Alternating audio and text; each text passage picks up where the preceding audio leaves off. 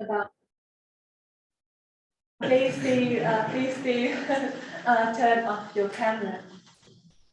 And we're going to come to this evening's agenda. Say that Dr. Khromeychuk is going to have a conversation with our two discussants, Aurora and Andrea, and it will last for about 50 minutes to 1 hour. And then we are going to open up the conversation to you, to the audience. So the audience joining us in person, you're just welcome to raise your hands, and we are going to take the questions like that. For the audience joining us virtually, please do just write your questions into the chat box and we are going to monitor them. Or if you would prefer, please just indicate that you have a question and then we are going to ask you to unmute and to ask the question yourself.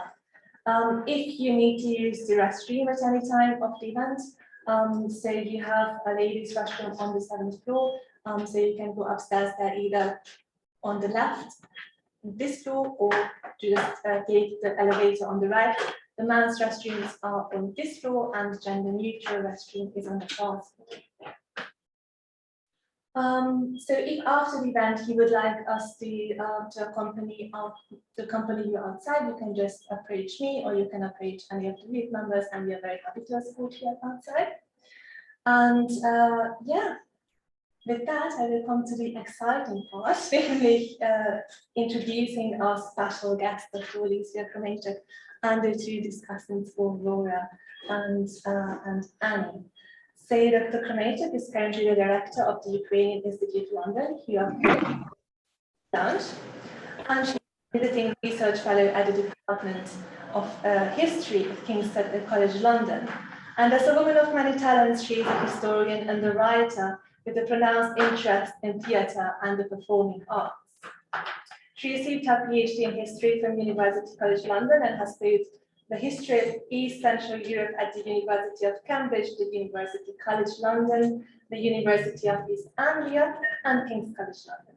She is the author of Undetermined Ukrainians, Post-War Narratives of the Waffen-SS Galicia Division.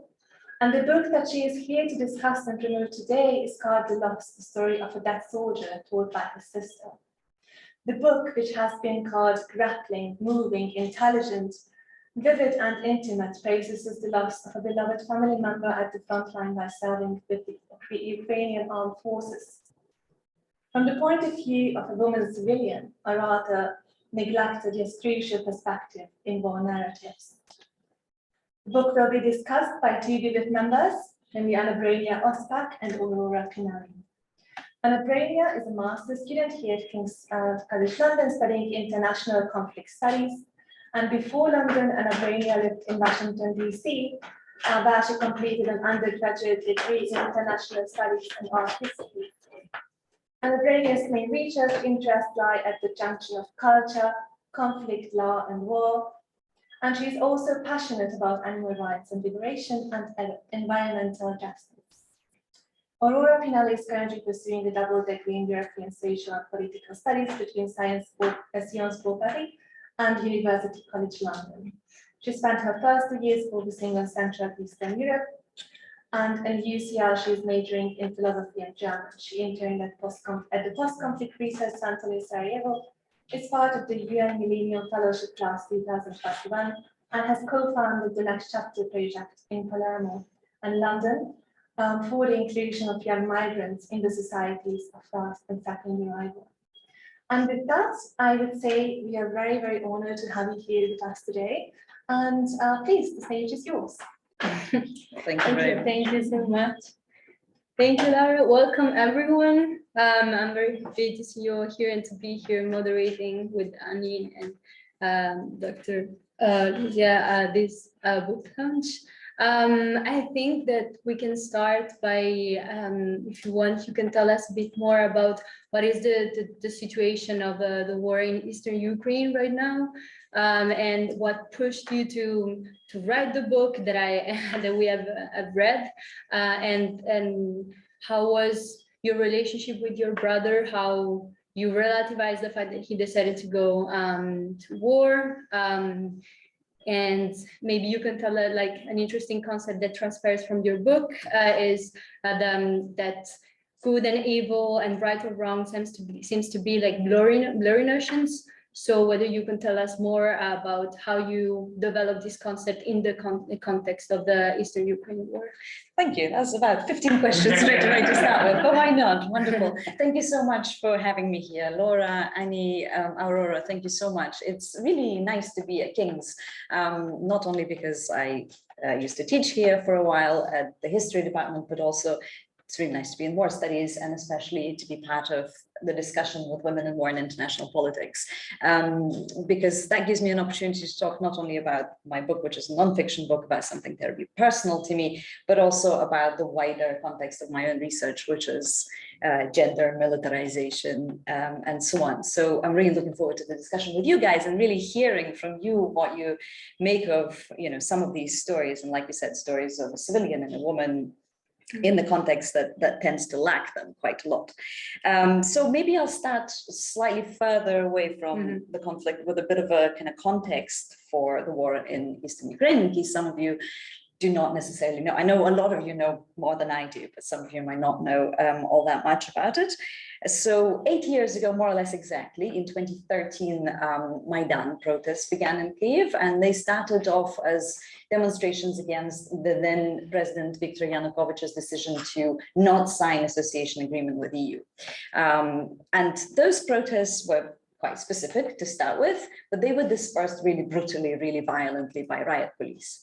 And so what followed after that was really demonstrations that became much larger about something much, much larger that Ukrainians wanted to change against corruption, against abuse of power, against really a threat of the potential for Ukraine to turn into an authoritarian regime. And we were just talking earlier, what did the protesters achieve? Did they achieve what they set out to achieve? Well, it depends at which point of the protest, right? I mean, ultimately, Yanukovych fled the country. So in that sense, something was achieved and democratic elections followed, but also at a very high cost. More than 100 protesters were killed by the riot police during the Maidan protests. So blood was shed already then during the Maidan protests in Kyiv and elsewhere. And what followed was Russia's reaction to Ukrainians trying to turn their country into a more democratic country and rebuffing the threat of authoritarianism in their state.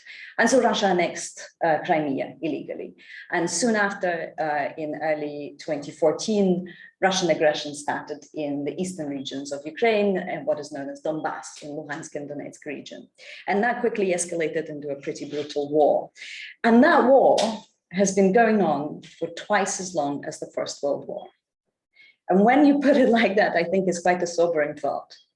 And yet, people in Europe don't seem to, or here, elsewhere, in the West more generally, don't seem to remember about it. We only remember it outside of Ukraine when there's a new threat of new escalation, like right now, because we are facing a potential of new escalation, not just in Donbass, but actually all over Ukrainian border, escalation of a potential renewed attack from Russia as the troops begin to gather around the border in very large numbers. So we seem to remember about it when security in Europe itself is threatened, right? And largely that war is sort of forgotten at the moment. Or mostly forgotten, but it's important to say that it's claimed already around 14,000 lives, both civilian and military, around 2 million internally displaced people, and really a whole generation of young people for whom hearing explosions and gunshots is normality. That's what home sounds like. There's a very good film which was written as a play before that for the Royal Court in London called Bad Roads by Natalia Voroshpet. And there's a scene where a young woman says, well, I was in evacuation, not far, in Mariupol, I think, from the war zone. And it was really horrible. I felt really homesick. Now I'm back really close to the war zone and I can hear the gunshots. I feel at home. And that's frightening, right? So it's really important for me to keep raising awareness about this war, to keep talking about it, perhaps in ways that may be a bit more understood to people who are, far away physically from the front line. and of course for personal reasons too. So my brother joined Ukrainian armed forces in 2015. He wasn't a professional soldier. He had served in the army in the 90s as a conscript. Ukrainian army still relies on conscripts, but he never planned to join the army. But in 2015, so a year after the war started, he decided to join up. I don't know why. I don't know exact reasons why he decided to join the army. I mean, I can only guess, and I think some of it had something to do with sort of peer pressure, with the feeling of guilt, seeing young men and women coming back from the front line, injured, dead, and so on. But he decided to go to the front. He served for nearly 2 years, and he was killed in 2017 near Popasna, which is in Luhansk region. He was killed by shrapnel. Why did I write the book? I didn't plan to write the book. I never thought I would write a book of that kind because I felt extremely vulnerable talking to anybody outside of my family and friends circle about it for a really long time. But eventually I wrote a play about it, and that gave me sort of, the first step in, allowing me to talk about some of the aspects of this loss in person. And I also realized after we stopped performing the play that there's so much more that I can say about it. There's so much more that's left unsaid. And what gave me courage, I suppose, to put it in the written form and to publish it as a book is realization that most people in my position or the position of my family do not have the privilege to write about it, to publish it, to speak about it in public and in the English language. So I do have that privilege. So I'm going to use it. I guess that's how this nonfiction book came about. Thank you very much for your comprehensive answer. And well, I didn't answer about the good and evil. Yeah. But if you like, you could you can tell a bit. No, because I really think it's an interesting concept in the book, because you're constantly explaining how people are like become unrecognizable from like physical, psychological, moral point of view. You don't really know what's right and what's wrong and how you would behave if you were in a war zone. And so I think like if you have something to say about it, it's like I found it very interesting. Yeah. Sure, absolutely. Maybe I'll focus on what was difficult for me to decide what was wrong and what was right. This is sort of negotiation with my own principles. Well, I had to sort of have a good look and think about my relationship with my principles throughout this entire conflict. And what I mean here is I took quite a long time to figure out in my view, what the role of civil society should be in a situation like that. So when I mentioned the Maidan protests, I guess it's important to stress that Ukrainian civil society pulled itself together so well and really replaced the state in that context. Not only did they self-organize during the protests themselves, which makes sense, right? Because obviously they had to be organized for efficient demonstrations. But when Yanukovych fled, there was certain power vacuum for a while in the state. And it's the civil society that replaced those institutions for quite a lengthy period of time.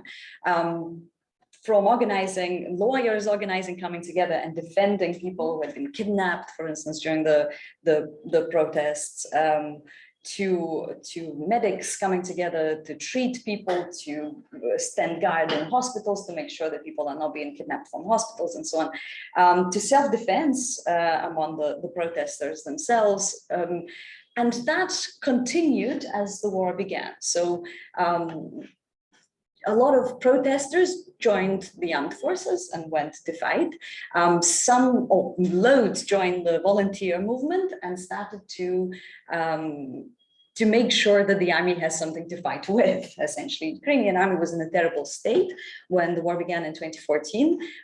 Years and years, well, decades really, of destruction of the late Soviet period and then post-Soviet period as well, corruption, badly equipped, badly trained, with very little personnel that had any concept of how to fight a war that they had to fight. And so the volunteer movement started to make sure that the army has everything from socks and t-shirts to ammunition, to bulletproof vests, to food, and so on. And I watched a lot of my friends and people I met during the protests as well dive into this massive movement, very efficient.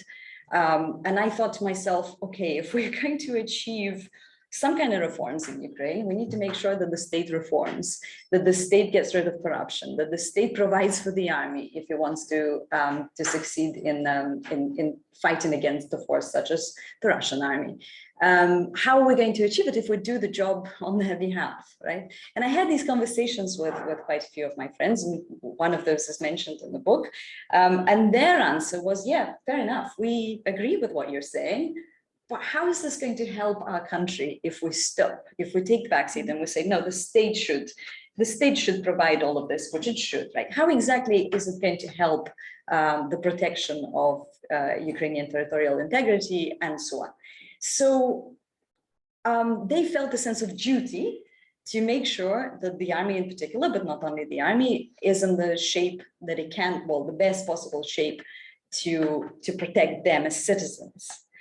And I understood that very well when my brother volunteered to join the armed forces and to go to the front. I felt a sense of duty for my brother to make sure that he has everything that he needs while he's at the front line. And of course, I went and bought all of the things that I could possibly buy. And I described in the book that one of the hardest things to buy was a pair of good boots.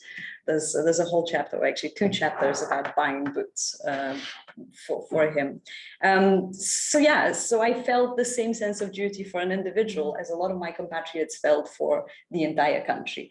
And I think this sense of duty, this is something we discussed in a previous discussion of the book I had at UCL, and moderator there, Agnieszka Kubel, asked me about the sense of ownership of this war. I think the sense of duty also creates a sense of ownership. And that in itself could be quite a useful thing, because Ukrainians as citizens and civil society feel that they own this war to some degree, and therefore can apply pressure on the now democratically elected authorities to reform, right? So, I mean, I'm looking at this in a kind of optimistic way, but one needs some optimism right now, I think. Yeah, thank you. And talking about the role of civil society into the war, in the war and in the organization of the war or of the protests, one crucial character of your book is Masha, which was, you will tell more about her, but she participated into the Maidan protest, and she fought, she discussed, and she did speeches about gender rights. And through her eyes, we can understand through the books what is the situation of women into the front line, and how much women, like, inequalities are just basically reproduced in front line as much as they are in society, maybe in a worse way, because you can be killed and then without being considered as a soldier in war. And I think that maybe you could tell us more about Masha and also about the reproduction of patriarchy into the front line. Absolutely, yeah. That's the joy of being hosted by Women in War and International Politics. Yes, so Masha is Maria Berlinska. She's a very well-known volunteer in Ukraine. And volunteer doesn't seem to do justice to her, but she'd probably be quite pleased with that description. You'll see why I'm hesitating to just call her volunteer in a minute. It's really important for me to talk about women in this war, because we so often forget about not just service women's experiences in the war, but women's experiences in war more generally. These are the kind of unseen stories, but I think without them, it's impossible to understand the nature of war. And in this particular conflict, it's really quite prominent what happens. So the backstory for why I got interested into this. I was researching, but my main academic project was women in the Second World War, militarization of women in the Second World War. And when the Maidan protests were happening, some of my colleagues knew about this and reached out to me and said, there's protests, we're writing a book already as the protests are unveiling. Would you contribute a chapter on gender? And I was like, yeah, sure, sounds good. Well, I'm a historian, but yeah, why not? I'll give it a go.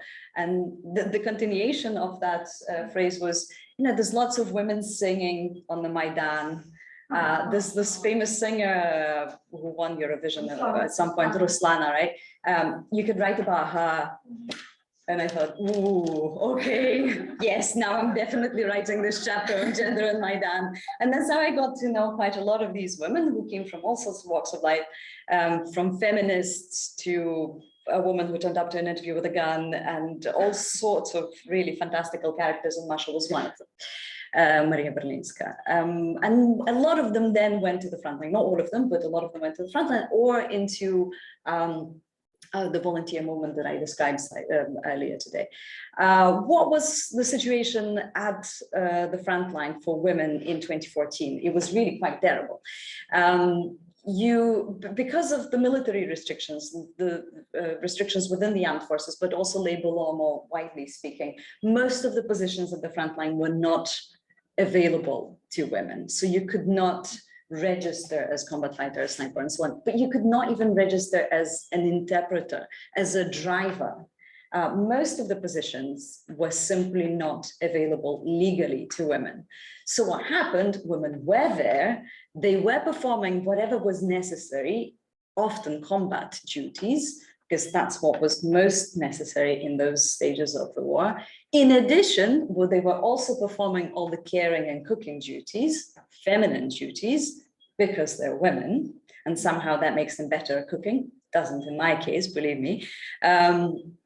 And in addition to that, they were either semi-legally or illegally at the front line. And when I say semi-legally, it's because they would be registered as administrators, as seamstresses. My favorite example is a manager of a bathhouse in a space that had no bathhouse. But were actually performing all these other roles. So if they were ever injured or killed in action, they would receive, in case of injury, they would receive no, they would not be able to access medical help in military hospitals. If they were killed, their families would not be able to claim compensation or the payment from the state, but also help, financial help from the state.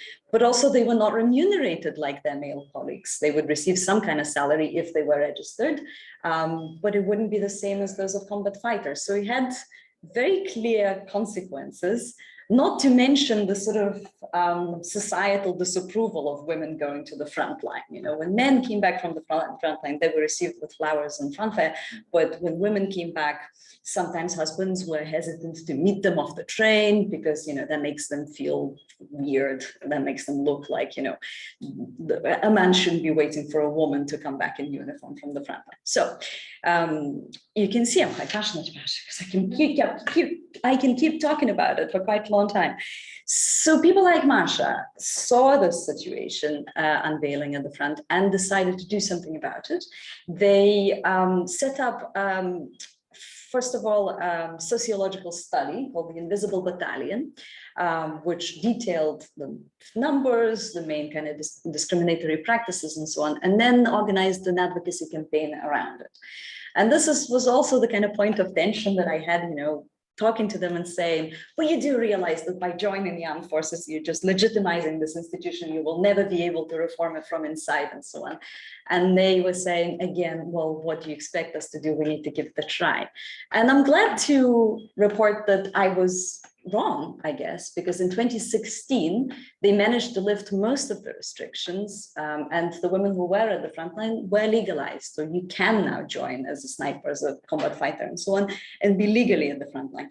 The battle isn't over. It's just the beginning. It's just one of the victories that they, that they hope to achieve. But they've managed to achieve something for sure. And I think that's an important achievement. Thank you very much. Yeah.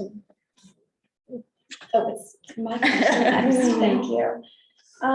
So you're not only an author, but you're also a scholar of history, a scholar of war studies, a professor, and you talk in the book of this moment that you had with a student from the war studies department. Was it at UCL or was it here at King's? It was somewhere. Some academic institution. And it was this young man who was about to become a British Army soldier. And this conversation struck you and you wrote about it in your book. Would you like to read that passage? Yeah, of course, with pleasure. I'll read one chapter from the book, which, well, I see. So UCL last week I read Theory and Practice of War Part 1, and here I want to read Theory and Practice of War Part 2. Both of these essays talk about my sort of dilemma of, knowing about political violence as a scholar and knowing terminology and, operating in that kind of world for quite a few years, but then suddenly that becoming my actual life, my real life. So part 1 talks more about sort of the war coming into the house, quite literally. And part 2 is more about teaching, researching, and speaking at conferences. So it should resonate with some people in this room. Let me just find the right page. Okay. So Theory and Practice of War, Part 2. This is the last of 3 sessions we'll have on the Second World War. Before the Easter break, I'm sure you'll remember, we looked at the causes of the war and discussed the reasons for the Soviet victory on the Eastern Front. The focus of today's seminar is on the costs of the Second World War. As I introduced this seminar, I noticed that the students seemed eager to learn. They had rested during the break and were ready to engage in discussion, especially since the exam was imminent and few things can motivate students more powerfully. 9 hours dedicated to the war on the Eastern Front is pretty generous for a history course in a British university. Normally, you would have to rush through everything from causes to consequences in one class and somehow explain the complexity of it all to students. Having 3 whole hours dedicated to the issue of costs, combined with the enthusiasm of students, would normally seem like a professional dream come true. Not this year. Unlike my students, I had returned from the break exhausted, confused, and barely able to function in my day-to-day life, not to mention in a professional setting. Normally, when teaching the class on the costs of war, I would encourage my students to think of the people behind the numbers in their textbooks, because it is individuals who die in wars, ethnic cleansings, and genocides. It is actual living, breathing people who become the casualties of war. These are not abstract losses. Each loss is the loss of a real person. Each individual loss means some family's world being shattered. Now I was trying to imagine what a history book about the war in Donbass, in which my brother was one of those unfortunate losses, would look like. I tried to perceive him as part of the number of casualties, but I could not. My brother did not fit into any number, no matter how great or small. Cost suddenly seemed like a funny word. I imagined 2 people having a chat in a market. How much are your wars? Oh, it very much depends, sir. Are you thinking of a small local war or a total world war? A small local one to begin with. Anything between 5 and 20,000. What about a big one? We'll be talking millions, I'm afraid. Millions, eh? I'll stick to the small one for now. Good choice, though. Shall I wrap it up for you? No, that's all right. I don't have far to go. This grotesque dialogue continued to play out in my head as I was trying to talk to my students about military and civilian casualties, the Shoah, the rapes, the destruction, the traumas. I spent the rest of the class focusing on the facts and trying to swallow the lump I felt in my throat. I didn't want to share my personal tragedy with my students. I love teaching. It comes naturally to me, but merely performing the role of a lecturer is unnatural. Hiding my true thoughts from my students felt wrong when I asked for an honest and open-minded analysis of history from them. I felt like a failure because I could not distance myself from the subject I was teaching and instead watched neutrality, impartiality, objectivity, and all those other qualities that a historian is supposed to possess fly right out of the window. I felt like I would never be able to teach war again. I also started to doubt my ability to research war. The teaching term ended, but the season of conferences had only just begun. I decided not to cancel any conference commitments following my brother's death. I thought that diving deeper into work about war would help me take my mind off the actual war. I was wrong. Each time I gave a talk, I had a panic attack. I'm not sure I realized that they were panic attacks at the time, but I knew that the reaction I had at those conferences was different from the usual nerves one gets before speaking in public. I felt dizzy, breathless, nauseous, a bit like I was going to die. I felt embarrassed and feared that others would see me in this state and think me unprofessional. I was scared that people would judge my work through the prism of my personal tragedy. Her brother died in a war, and that's why she says what she says. I noticed how the people who knew about my personal connection to the war would glance at me each time someone mentioned the families of those who lost their loved ones. I didn't want to be the token soldier's sister. I wanted my professional work to be assessed on its merit. I started to hate conferences and fear the small talk in lunch breaks and evening receptions. The war in the Donbass came up. I couldn't make small talk about the war. It was in the middle of one conference, during one specific paper, that I began to understand what sparked such a strong reaction in me. The talk was by a relatively young and relatively reputable academic who spent 30 minutes or so, which was longer than the time allocated to his paper and which felt like an eternity, theorizing about the war. The theorizing itself was not upsetting. After all, I was doing something similar myself, trying to work out the framework and language that would allow us to talk about this war is essential. What was upsetting was that while the paper was on the war, in other words, an event in which people live and die, it was devoid of people entirely. It referred to philosophers and theorists and made smug intellectual jokes. It didn't help that I spotted the author finishing the paper, or maybe writing it from scratch, the morning before the talk. It also didn't help that I knew that the honorarium that the speakers received for delivering their papers, me including, something that doesn't happen often, but happened at that particular conference, was the same as the monthly salary of those who were serving at the front line. But all of this would have been fine, I think, if it went for what seemed like a disregard for the people the scholar was discussing. I was not expecting sympathy or respect. My own paper was critical of militarization and the culture around heroicizing dead soldiers. All I was expecting was some sort of acknowledgement of the subjects as humans, good, bad, and ugly, not purely as matter for theoretical analysis and philosophical speculation. That paper provoked me to have a good think about my own response to the academic work I was doing. Had I become too involved? Had I stopped being a scholar when I became the sister of a fallen soldier? Was I able to be impartial? Should I be impartial? I told myself, it's a job like any other. You do it, you go home, you forget about it and return to your life. The thing is, my job was never like that even before my brother was killed. It was my life. And the discussions of war were my life too. Now that the war itself had become part of my life, I desperately wanted it to just become a job, but I didn't know how to do that. Since my brother's death, the war has been part of my daily existence, and I have learned to live with it. I wish I could say that I don't get panic attacks at conferences dedicated to war anymore, but it wouldn't be true. One thing I learned, however, was that personal vulnerability is not a sign of failure. It can be an effective facilitator for a discussion of something so unimaginable and yet so commonplace as war. I've also learned that honesty and impartiality are not incompatible. Your classes on the Second World War are different from other classes I have on the subject.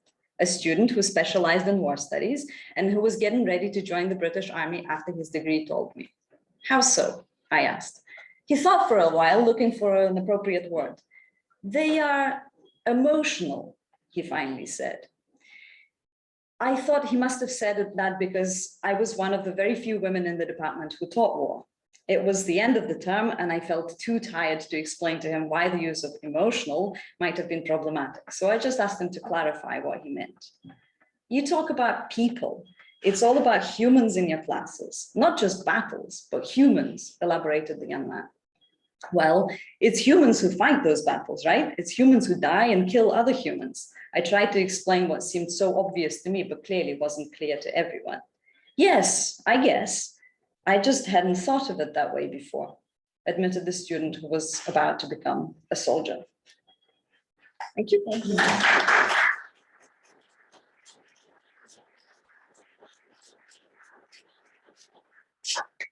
That's powerful. So you talk about this in the chapter that you just read, but after dealing with this horrible, horrible loss and then writing about it in this book, have you continued to experience this fear of other scholars and people that you work with judging your work through this loss, and how do you deal with that? What is your response now to continuing to work on your scholarship and other projects? Thanks for that question. It's quite difficult to assess how I feel at the moment. It hasn't been that long, and like I said before, I haven't really talked about my loss in public much. I only started doing it recently, so now people who know me sort of know that is my true story. Although I have to say that after the shows, people would come up to me, even though the show would begin with me saying, I'm going to tell you my real story. People would come up to me after and say, oh, that was such a powerful story. It's not yours, is it? You know, they would doubt it. And someone has written to me, a few people have written to me recently after the book's been published and said, oh my God, I just realized that it is your story. So people still are not ready to accept that it is my true story. And I started to wonder why. And I wonder, maybe there's something to do with the fact that I somehow don't fit the image of a sister of a lost soul, of a fallen soldier. Maybe people have a different perception, or, you know, it's not someone who lives in London. Perhaps, maybe, I don't know. There might be different reasons. So there's still some sort of distrust of you know, the fact that this is truly my story and that of my family. I suppose I don't know if people judge me through that lens, if they perceive me through that lens or not. Nobody would admit that, right? At least not to my face. But I guess what's changed is my attitude towards it. I suppose at some point when I decided to publish this book, I embraced that story as mine. I knew it's going to have a profound effect on me as an individual, but also me as a scholar, for sure. I've always been interested in telling individual stories when I talk about things like war in my scholarly writing. Now I'm even more interested in that. And I guess I have my own experience to kind of back my ideas up with. And maybe I'd like to hope that I've learned to deal with these stories more sensitively than I might have done before. Absolutely. Thank you. Should we open up the floor for other questions? I know we both have lots more. Yeah, we do. But there's a full audience. But maybe as if well. there is anyone that has questions to pose. And there's some wine at the back. Sorry, people who are watching us on Zoom. Please yeah, pour I know. yourself a glass of wine. I think we all need it now. Thank you so much for your very, very insightful and also very intellectual and emotionally very stimulating conversation. Yes, we can of course open up to the audience. So to the audience joining us online, please just write your questions into the chat box. We are going to be monitoring precisely our wonderful wiwip member, Annie, with the monitoring the online questions, and please to the audience in the room, just raise your hands. And we'll just take your questions as they come up. I think, I think the first question was in the back there. Well, one thing we're wondering about, this is on one level primarily there's a family element here, obviously. So I'm just wondering, does the reaction, the approbation of your parents, your mother and father, pleased, proud, hesitant, what? I'm just wondering. Thank you, Roger. That's a very important question. I'm so glad you asked me that. I would not have dared write these stories without their approval. And I'm really lucky to have their support, and they've supported me right from the start. I don't think it's my story, it's our story. Okay, it's in my rendition, obviously. It's, you know, I'm at the center of it, I'm the narrator, but really it's the story of the family. They've been extremely supportive. I have another brother as well, Yura, who's also been very supportive. They read every draft. And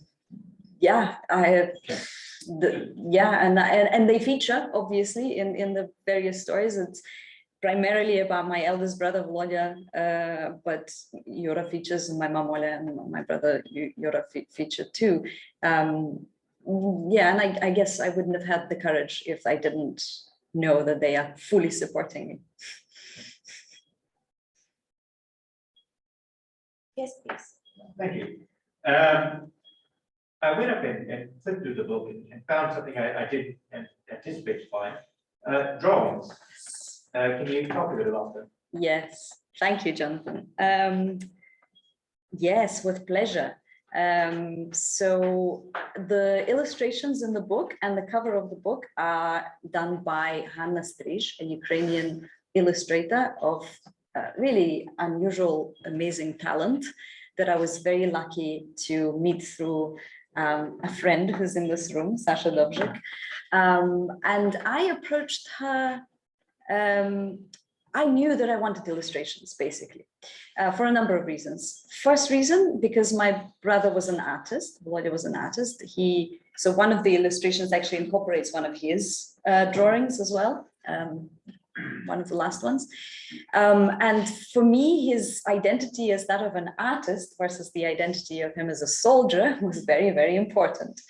I understood that he will be forever militarized in his military grave at the military pantheon in my hometown where he's buried, and even that pained me. And so what I did, with my family's permission and approval, I approached and one of the architects and asked if we can engrave something in the back of the grave. And it's actually in the illustration, as you'll see. And we engraved one of his drawings in the back of the grave. So drawings, art was a powerful story for me to convey. And one way to do that was to find an illustrator who would illustrate the book. And as I started working with Anya, I was really surprised and moved just how much her art resembled my brother's art. She saw some of his pictures, but not that many. I guess it's just one of those slightly spooky coincidences, but a happy coincidence. So yeah, if you're not going to get the book for the narrative, get it for the illustrations. They're wonderful. I adore them. Thank you so much. Are there other questions? Yeah, we do have one online. So Bia Huck wants to ask, do you think the volunteer effort and immense show of humanity that came through the war would have happened in Ukraine if it wasn't for the battles going on? Right. Well, that's a good question. And maybe some people here would like to help me answer it, because I can recognize a lot of papers who a lot of faces here who are involved in the volunteer movement here in London. I mean, Ukrainian civil society has always been very strong. The 90s, there were massive protests to ensure that independence of Ukrainian statehood survives. Then we had, probably some of you will remember, although not all of you, some of you are too young to remember, 2004 Orange Revolution. And the Maidan protests after that, and lots of demonstrations in between. Essentially, Ukrainians are quite good at making their voices heard. So I suppose, I mean, it was, I'm not entirely sure I understand the question, but yeah, I mean, it wasn't unexpected, I think, to me, when Ukrainians got together and created this volunteer movement. What was unexpected, perhaps, is just how long it lasted and how efficient it was, and that it continues. People are completely burnt out. There's so many people who say, you know, who've been in this movement for about 8 years now, and it's exhausting. And so they will say, oh, we're completely burnt out, we're totally exhausted, and they keep going, and they keep going. I don't know how healthy it is for them, but it is very admirable. Maybe somebody would like to add to this, of people who are active here, who have been active in Ukraine. No? Sasha, would you like to add? Remark that these days, as we are facing another escalation, we are being bombarded with articles that underline that although the civil society is burnt out and exhausted, as you say, they are ready to fight back, and they still keep this effort going. So there is a Ukrainian journalist, Olga Tokarczuk, who has been very active and very eloquent since the beginning of Maidan, and she has a few articles talking to the military as well as the civil society, to the activists. All of them underline that it doesn't matter that this has lasted for 8 years. we keep going. Yeah. That just Yeah. wanted to mention this. And that's what I hear privately as well when I talk to people. I mean, I say to them, what if there is this new wave of escalation? Are you prepared to go back and dive right into it like you have been doing? And everybody so far says, yes, of course. Yeah. Would you like, Michael, would you like to add to this question? Sure. Yeah, we've got Michael Pacific here with us. It's becoming chronic. So I used to be with the Organization for Security and Cooperation in Europe, Special Monitoring Mission to Ukraine. Yeah, my frequent visits to Ukraine, I noticed number one, there's fatigue going on, Yeah. which is not necessarily good. You could go to Kiev, for instance, you wouldn't even know a war is, claiming 10,000 plus people. And then I'm also sadly seeing that in the international media as well, that attention is turning to elsewhere. But the other thing I wanted to say is the beginning of this conflict, which so sadly and tragically claimed your brother, which you so eloquently wrote about. I was there with the OSCE when the so-called little green men were starting to appear out of nowhere. And it was very bizarre. We were in the city hall in Donetsk, and half of it was occupied by the people who were supposed to be there, the Ukrainian government folks. And then the other half were these armed thugs that appeared out of nowhere. And it was a tug of war. We all know who won. But then we left. We were one of the first. We were one of the last to fly out of that beautiful Donetsk airport that was bombed to shreds. And I remember when we pulled out that day with Ambassador Abakan, the head of our mission. I pointed to him and said, "That's the flag of the DNR. I can't believe it on a government building. This is not a good sign." And sure enough, a few days afterwards.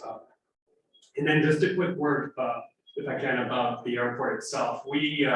We went back there, we went through it when it was already pulverized, and it was just awful how much munitions there are there. And what a lot of people don't realize is the amount of destruction, the amount of unexploded ordnance. That front line, according to UNICEF, is now one of the most mined areas of the world. I mean, I can say it as many times as I can, and it still sends a chill down my back. So it's very, very deadly. The point here being is that it's going to take probably billions of dollars to reconstruct, rehabilitate that whole area, including mine clearance. So sadly, I think because of that, there are more lives to be lost, not from direct firing and so on, but that's the situation. But I salute you so much for what you did. Thank you. Yeah, the loss of life is ongoing. It has been for 8 years, and it's really quite unsettling when I hear I mean, it's good that all news programs are talking about this potential escalation now, but the way they talk about it is almost like, well, there might be a war in Ukraine. And you think, no, wait a minute, no, there has been, the war has been going on for 8 years. I listened to a very good Al Jazeera report today, where the presenter seemed surprised that he was being corrected by one of the guests that no, it's not a beginning of the war, it's an escalation of the ongoing war. Life is being lost almost every day, civilian, military, and people are being displaced almost every day and continue to suffer enormous consequences, and something important to bear in mind. We do have a couple of questions on our online platform. So the audience wants to know that if you feel any difference in perception and feedback about the book among your audience in and from Ukraine, and or from any other part of the world, or do you have any plans to translate it in Ukrainian? Lovely, thank you. Thanks for those questions. I haven't had any prisoners. This is my second discussion of this book, as such. I've given a few interviews. I haven't had an awful lot of response coming out of Ukraine yet. So some some of these chapters were published as essays before I even thought of writing a book, and they were translated into Ukrainian and appeared in Ukraine. And I suppose the reaction was mixed, but there was reaction, and that was the most important thing for me. So one of the essays is about the obituaries and how the obituaries misrepresented my brother's story. And that was translated into Ukrainian. And to be honest, some of the journalists reached out to me and said, we hadn't thought about it until we read about it. And now we might be a bit more sensitive when we write these things. So that was nice. I have translated the text and I am really hoping to publish it in Ukrainian as well. I'm looking for a publisher now, or rather I'm discussing things with publishers at the moment. So yeah, there's that plan. Yeah. Thank you so much. Please, question, please. Myself? Yeah. Okay. Hi.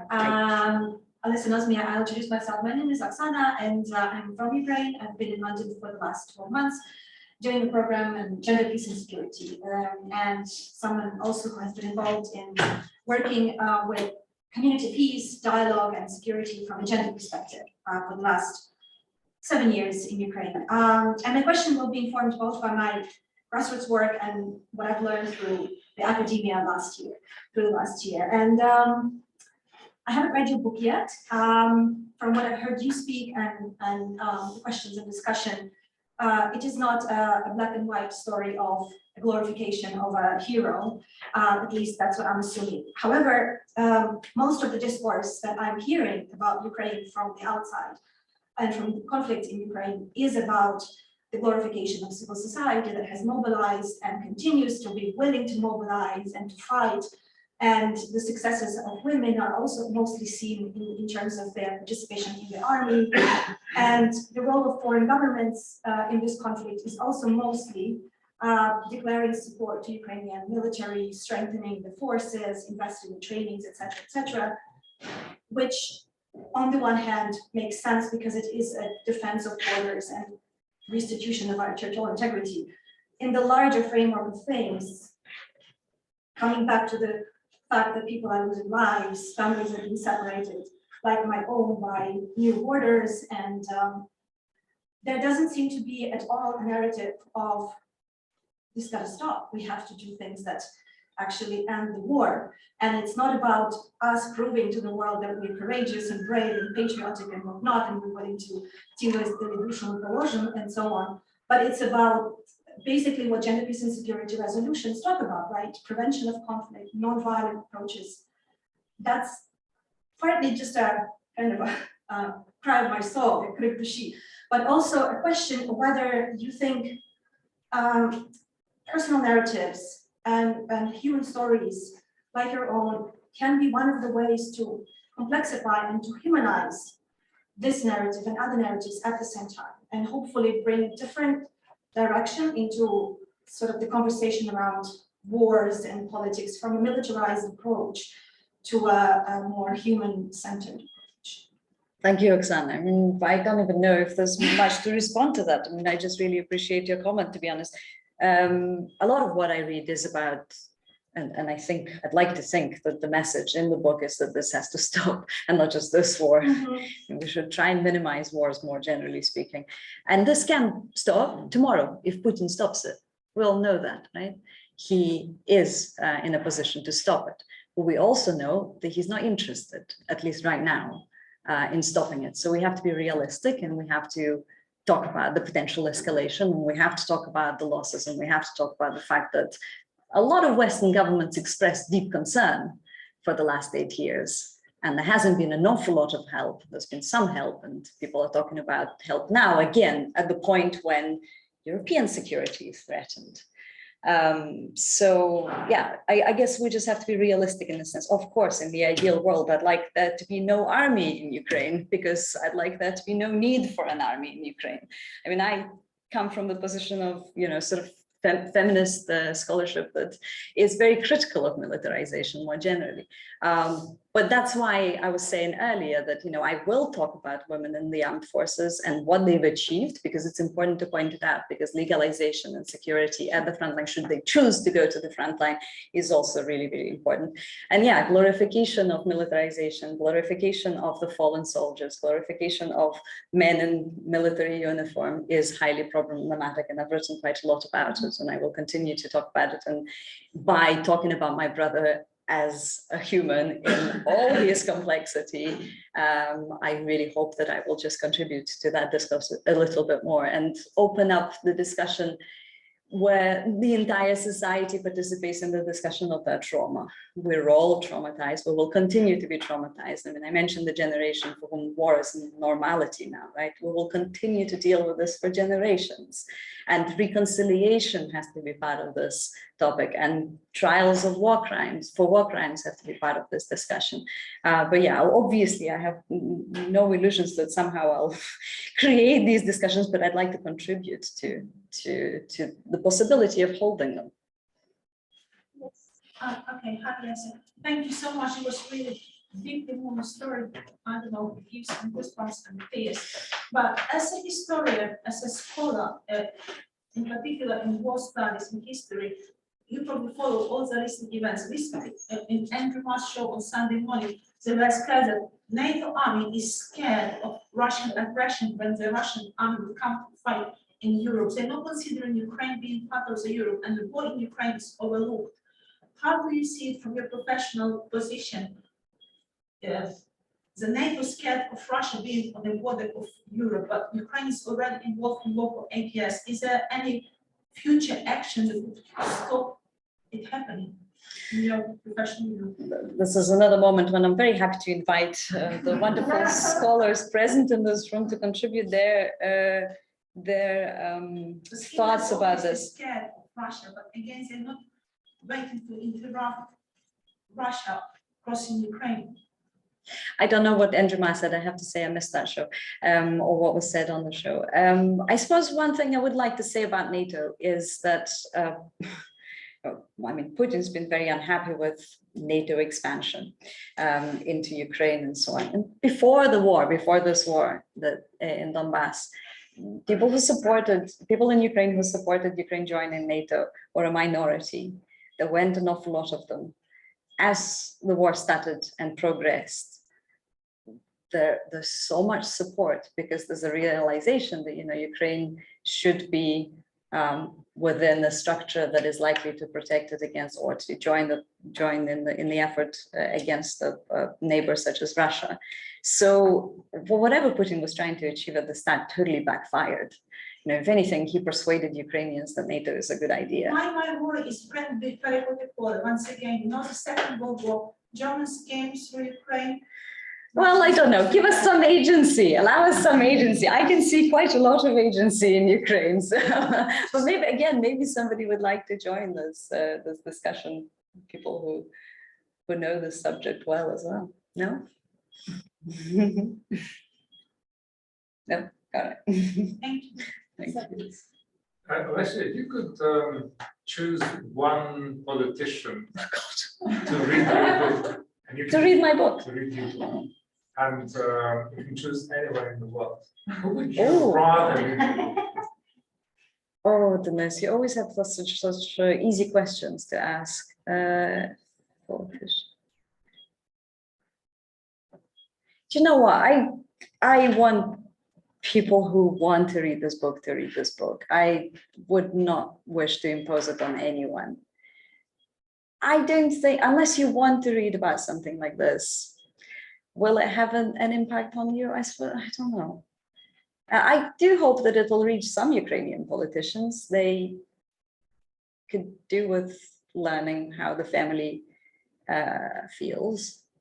That's a good question. I'll think about it.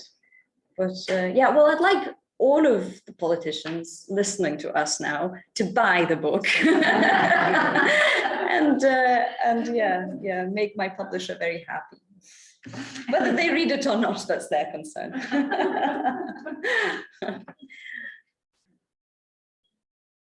Are there any other questions? Yeah. Thank you, Olesya, for your very powerful insight into your personal story. It was fascinating to hear you read extracts from it. I've been very lucky, fortunate to attend your play, All That Remains.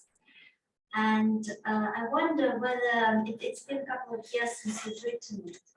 And I wonder if your perspective has changed, or how your thoughts have developed, and also if you managed to find answers while writing this book. Did you find answers to questions that you had? Thank you. Thank you. And thank you for coming to see the show. Few people I recognize here came to All That Remains. So I have a small theatre company called Olesya London. Here's a plug for theatre.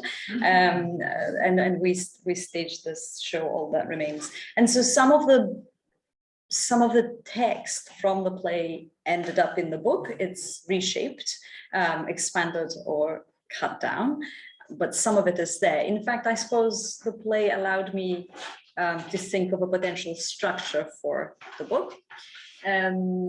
What we were having a nice discussion prior to this with the moderators about, staging something like this. And I suppose it's important to say that theatre or art gives us a language to talk about the unspeakable in a way that is hard to find in other spheres, I suppose, of expression. So I was lucky to have that stage in processing my trauma where I could turn it into art. And I was also really lucky to have my actors do it with me collectively, speak my experiences, for me to observe them speak through my experiences. It was a safe space that I think allowed me to process that trauma. And just to mention that a lot of theatre in Ukraine, really powerful theatre in Ukraine now is documentary and is about the war. So I think the art world or artistic world and society more generally is processing the trauma of this war through art and through theatre in particular. There's one theatre, if you have the chance to look them up, which is called Theatre of Displaced People, which mostly stages verbatim shows, documentary theatre, which is absolutely fantastic, really, really powerful. So in that sense, I suppose I was really lucky to have had that stage before writing the book. What's changed is that at some point, I understood, and I write about that moment of change in the book. I was able to realize that I've only scratched the surface with the play, and there was a lot more to say that I wasn't able to do in the play. Mostly things that are outside of the so-called noble pain of grief, because grief is an accepted type of pain by society, as loss of a person, a relative in the war is something that, again, societies tend to accept and listen to with compassion. But there was quite a lot that I wanted to talk about, which was much more complex, much more uncomfortable for me to speak about. And I decided that I could write it, but I'm not sure I'd be able to perform it. So in that sense, that was the major change. The book allowed me to express some more complexities, I suppose, bring out some more darkness and depth, I suppose, to that tragedy. Yes. Yeah, I think I heard this in your interview, not from reading the book, an interview at Frankfurt Book Fair, when you talked about a big moment for you was getting your brother's belongings back. And that opened new wounds in a way. That was very moving to hear, and it reminded me of many of the relatives I've talked to from ME17, is that they have had absolutely no closure. Few of them have actually got belongings, but the other thing is few of them have actually, I don't want to get too dark, but got remains of their relatives, and they just can't get the closure that some others have. The other thing, a quick word about NATO, that's very interesting. You said that many Ukrainians weren't in favor of it early on. What's happening right now, just quickly, I interviewed Foreign Minister Kuleba a few weeks ago, and we put it to him, what do you think is slow motioning the West's processing of Ukraine's aspirations to become not only a member of the EU, but NATO? And we asked him, is it because the West is afraid of direction from Moscow? He said, you're absolutely right. There's just not the willpower, the political will in Brussels and other capitals to see Ukraine become member of the EU, full member of the EU or NATO, and it's a sad situation. Absolutely, yeah. Thank you, Michael. Belongings, yes. Here, Masha plays a part as well. During the week of when my family and I were in my hometown during the funeral, we were in touch with my brother's commander at the front, who said, we're going to post the belongings, give us the address. And I had no address to give. We don't live in Ukraine. We didn't own anything in Ukraine. I mean, there was nowhere to send these belongings. And I just didn't know what to do. And I was in touch with Masha, who happened to be at the front at the time, volunteering. She was securing the purchasing of drones and then taking them to the front and sometimes flying them as well. There, or training people to fly them. And she said, well, I'm actually not far away. I can come and pick it up. So she did. And then she took it to Kyiv, and I saw her in her apartment, and we went through these belongings and just kept a couple of things. I describe it in the book, and the boots that I bought online, which were British Army boots, were among those belongings. So that was quite an interesting kind of, the boots made the full circle from when I bought them in London to when I received them in Kyiv and decided to redonate them to the charities that would then send them back to the front line. And yes, I suppose the sense of closure is extremely important. What I realized, the funeral was very traumatic for many different reasons. One of the reasons was that it was full of the media, lots of journalists filming, taking photos, trying to interview us by the graveside. I think it's changing now. I think journalists are a bit more sensitive, but still in 2017, they were just doing their job, I guess, and they probably didn't realize that it was very intrusive and it wasn't fun for the family to experience.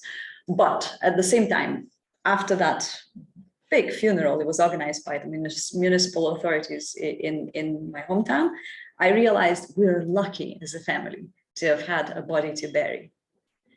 I am lucky to now have the chance to go and visit my brother's grave. And I talk about it at length in the book, because so many people don't have any, they don't have that sense of closure, not only because there are no remains to bury, which is also the case sometimes, but because so many people are missing in action. And you talked about minefields. It's going to be like that for a very long time, for years and years to come, that we will not be able to retrieve the bodies from those minefields.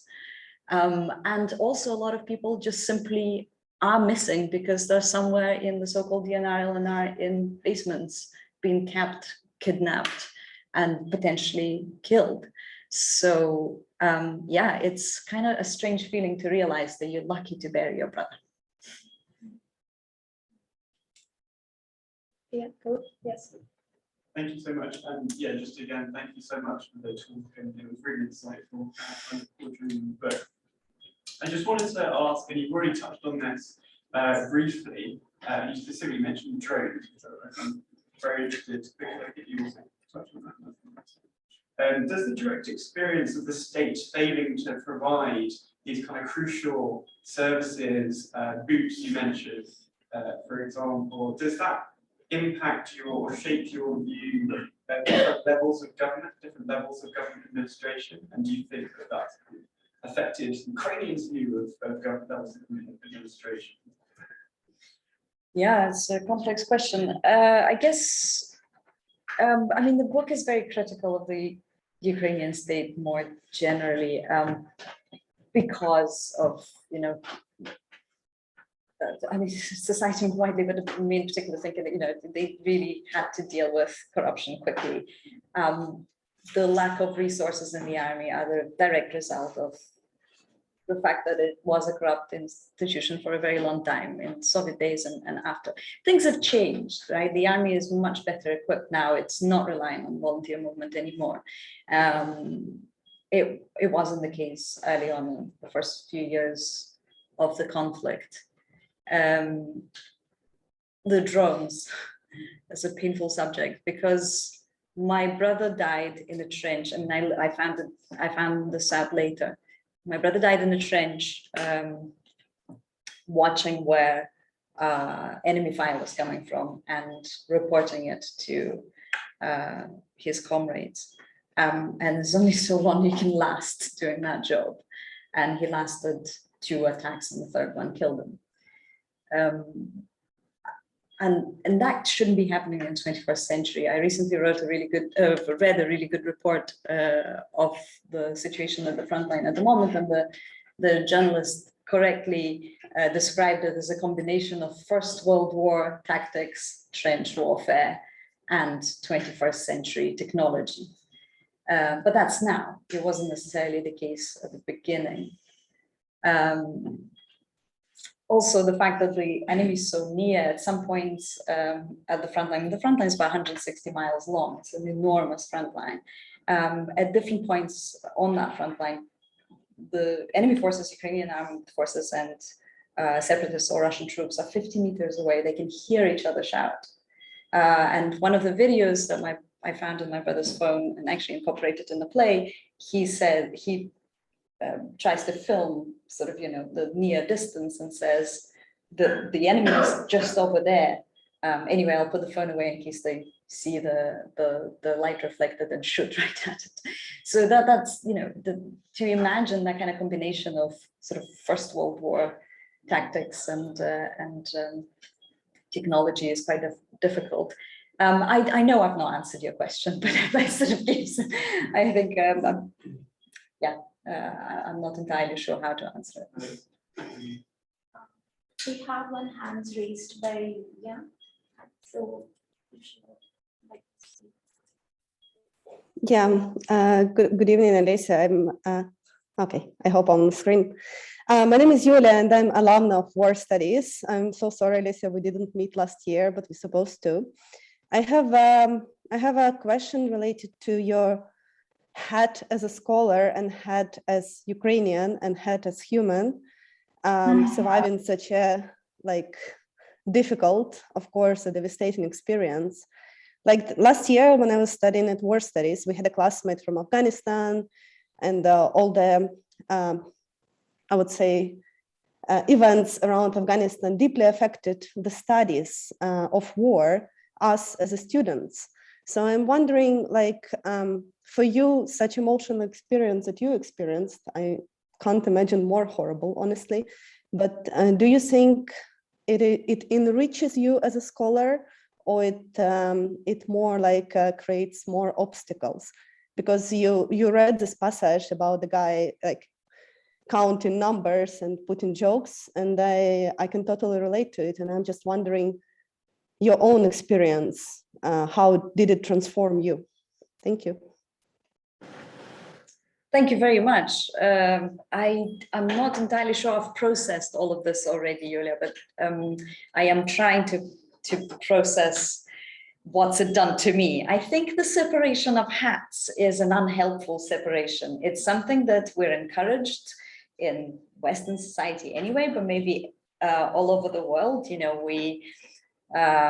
here I should be a scholar, somewhere else I'm a daughter, somewhere else I'm Ukrainian, somewhere else I'm Western. I go to Ukraine, I'm perceived as someone from London. In a classroom, I'm a lecturer, and so on and so on. I mean, in reality, experiences we live through affect all of those identities we have. And it took me quite a long time to stop separating them and to say to myself, wait a minute, it's affected you as a human, it's affected you as a woman, it's affected you as a scholar, it's affected you on every possible level, and embrace it. That's all I can do right now. Have I embraced it fully? Do I know how it's affected me completely? I don't know yet. I know it's had an impact on me, and I know it's a profound impact. And if people who have gone through these kind of experiences by themselves, so participated in political violence, witnessed it, had relatives involved in it, and are writing about this as journalists, as scholars, as writers, and are willing to talk about their experiences, because it's not easy. It takes, I don't know, but I mean, I hesitate to say courage, but it takes something. It takes support, which I've had. I had a lot of support from my friends and family. Then they really should, because it gives the rest of us the sort of access to knowledge that we don't have otherwise. So I always admire people who talk about their individual experiences. And I'm like I said earlier, at the start of this conversation, I feel that I'm in a privileged position to do that myself, and I'm going to try and do it as much as I can. Thank you. Is there any other questions on that? Yes, there's one more question. And the person's writing says that, how did writing a book differ from writing a play? How did you settle on this specific genre of the book? For the book, were there any sources from Ukrainian or other literature, poetry or prose, essays or other plays that served as a kind of support or example for you? Ooh, 5 questions. I'm just trying to write some of them down. If I forget something, please remind me. Oh, it's over there. I can read it. Yes, it differed in the sense that I knew that the play was going to be performed. Was in the book, I'm going to paraphrase Rebecca Solnit badly now. I was sort of writing for everyone that which I couldn't say to someone. Yeah, so I might have imagined some kind of readership, but I knew I don't necessarily have to speak it, except I did tonight, but I chose carefully what I was going to read. So in that sense, it really differed. I felt safer in reaching out to the kind of topics that I wouldn't have written for a show. Also, partly because I would feel that I didn't want to traumatize my audiences. They have no choice. I mean, I suppose they can storm out of the theater, but they are stuck in the space. Whereas with the book, you choose, you're in control of the text that you read. How did I decide on the genre? With difficulty, great difficulty, because you'll see that, I mean, it was really tempting to just write something academic because that's how I've been trained to write, but I didn't want to. It didn't seem right. In fact, some passages I had to cut out because they were too academic. But I also, as if any of you have looked at the book, there are 5 essays that are not reportage, not nonfiction, but sort of folk tales. And they are in italics. And so I mixed genres, which apparently you're not supposed to do, but I did. Hey, we have to break rules, right? So yeah, the selection of genre was a little bit difficult, but at the same time, nonfiction came naturally because I was essentially writing that which I witnessed. It was kind of documentary reportage and reflections. And I'd like to, I'm not entirely sure what the last bit had, the specific sources. So I'd just like people to encourage people to look at some other war literature from Ukraine, if they can. Specifically, the novels that look at experiences of civilians, and 2 of them are translated into English, and 1 hopefully will be translated soon.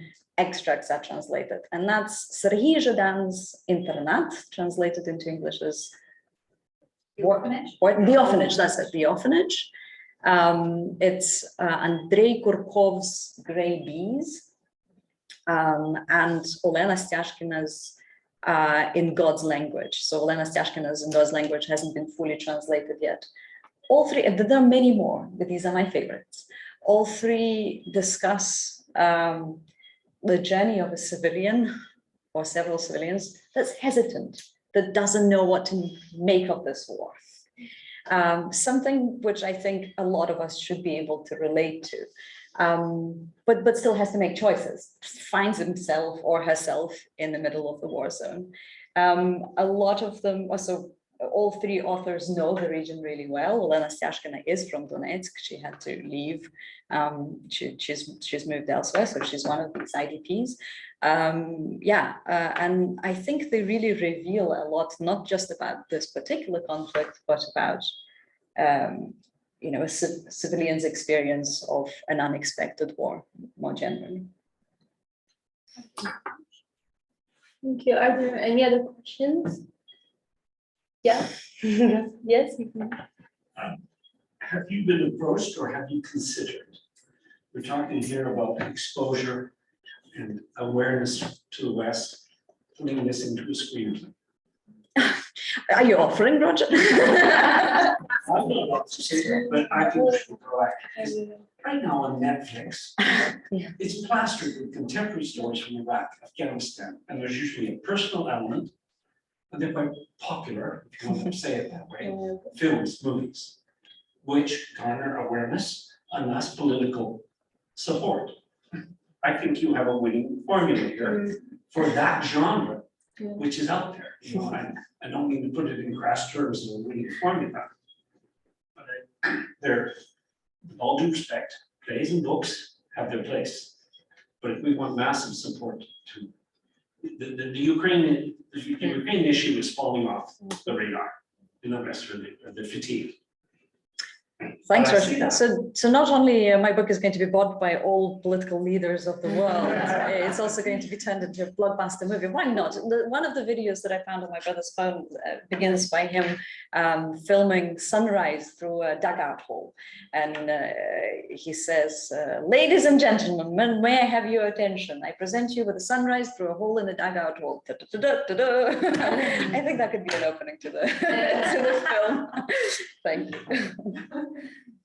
I actually do agree with this point because I understood the Maidan protest through a Netflix documentary in a way, like, and actually I was imagining it while reading the book, I was imagining what's going on as it was a movie, precisely that moment with the sunrise. Indeed, I had it in my mind. I think it can be it's a very nice way to raise awareness about what's going on, like through movies. I understood like all the Bosnian conflict through visual representation of it, like the artist, the way art is used to make people like make sense of the trauma of war. It's like it's incredible and like maybe underestimated, because it's like really the only way to understand grief sometimes, to deal with it. You know it better than I do. Any film directors in the audience or online? There is Sean Penn currently in the Donbass trenches filming a documentary. So I think not that we have ticked that box yet, but we are getting there. And some documentaries that come out of Ukraine are absolutely mind-blowing. And again, a piece of recommendation, you can watch it. Ukrainian Institute London is currently running online and offline film festival until the 6th of December. My colleague here, Maria, will have flyers for you if you want to find out. And two of those films, Bad Roads that I mentioned earlier, and another documentary, so that's a fiction film, but a documentary called This Rain Will Never Stop, tells the story of a civilian Kurdish Ukrainian man who was affected by the war. So please watch it. I completely agree. The documentaries and documentary theatre are extremely powerful in Ukraine at the moment. I just say I cannot not jump on that bandwagon because Olesya was mentioning theatre of the displaced. That particular theatre is kind of paused for the moment, but what's happening right now, and it's not my project, so I'm not promoting my work, but a lot of playwrights, playwrights, have actually come together to create what they call Teatr Dramaturgy, the theatre for playwrights, which I think is kind of a Ukrainian version of the royal court. At least I think that's the idea that they have behind. And they are fundraising right now for the building in this in Podil, in Kiev. And they're hoping that this would be a place where the voice of playwrights and the stories can come on stage and be the space where reality can be reflected through arts. And the funding is happening on Big Idea website. So if any of you feel like you want to engage in direct support of documentary arts here in Ukraine, this is a really good project. Thank you. Thank you. Are there any questions from the audience? And we can continue over a glass of wine as well. Well, actually, yes, but before maybe opening up the catering, I would love to abuse my position as host and just ask you a final question. Sure. And I had a couple of final questions in my head, but I'm just going to pick up the line of thought from the previous ones. And so I picked up one sentence in the beginning, which was when you said that you would have never imagined to write this book. And of course, losing a close family member and the young family member is always something unimaginable. What you then said is that you didn't imagine it to write it because first you made it into a script, and then from the script it became a book. And I was wondering, what is your personal relationship with these two formats that made you intuitively turn to the script instead of the book? I think it's because this story is so meaningful and it moves so many people. So what is it about these two formats? What is it about the script that made you intuitively turn to it? And I think that the underlying question that I want to get to is how can we make academic writing more human? And you know, and transmit these meaningful stories, right? Yeah, great questions. Probably the ones that require a glass of wine, at least the last one. How can we make academic writing more accessible and more humane? And we totally should in every possible way that we can, so that our work is actually read by more than 2.5 colleagues who are forced to review it. So sorry, I'm speaking of my own work, obviously, not the wonderful books that have been written by people in this room. But the two forms, I guess I did what I knew best. So two things that I know a little bit about are theatre and some kind of writing. And I suppose when I was confronted with the feeling that I really could not cope with that experience any longer, I looked for a way to process it. And the first immediate idea that I had was to try and write it down for nobody, just to process it. And I did. I started to write sketches of the things that were the hardest to process, the boots in particular, receiving belongings, and one is about bureaucracy in Ukraine connected to my brother's death. And those were the couple of sketches that I wrote, and then I brought them to a rehearsal room because my actors are also my friends, and we just started to kind of play around with them. And in that process of devising theatre together, because it was a collective endeavor, I wrote I wrote the script, but we worked on it together. I understood that it's really liberating to see your experience become text. Yeah.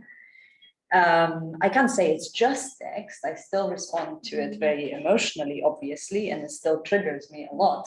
And watching the play still triggers me. At some point, I decided I couldn't perform it anymore. But yeah, it still becomes, it goes outside of me. It doesn't live inside me only anymore. And I suppose writing this was just another step. It wasn't that dissimilar. It's like I said earlier, it just gave me an opportunity to say the stuff that I wasn't brave enough to say on stage. And that's very interesting. So when you say that you wrote the sketches for nobody, just for processing, did that change in the book? So did you write this book for somebody? And obviously, do you have a message now, a purposeful message to the audience with the book? Or is it also a result of course it is a result of processing, but is there beyond that a message that you want to convey to the audience? Thank you. It's so hard to answer that question. A colleague of mine asked me that in an interview, and I really struggled answering. And I thought that second time around I'd find it easier, but I don't. I suppose the message is twofold. One is the aim is to keep raising awareness about this war, and through a human story, I hope that it might be a little bit more accessible to people who might not be interested in Ukraine otherwise, because this is just a story of grief. It might resonate with people who know nothing about Ukraine and who are not interested in Ukraine in particular.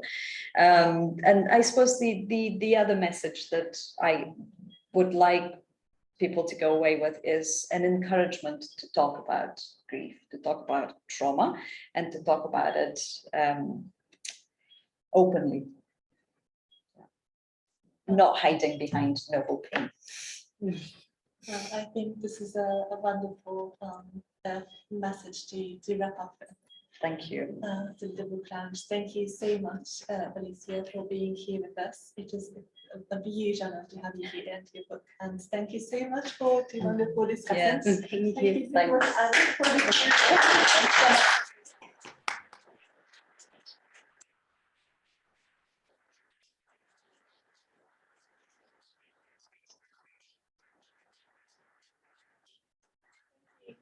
Last but not least, for the wonderful audience member. Absolutely, thank you. Online and in the room with us. Thank you so much. And please stay on if you can. And thanks for joining us online. Yeah, maybe we can have a chat. Thank you guys. That was really nice to be able to talk about so much. Yeah, you can do the QR You still code. signing? With pleasure. Deserves a selfie. I'll never make one.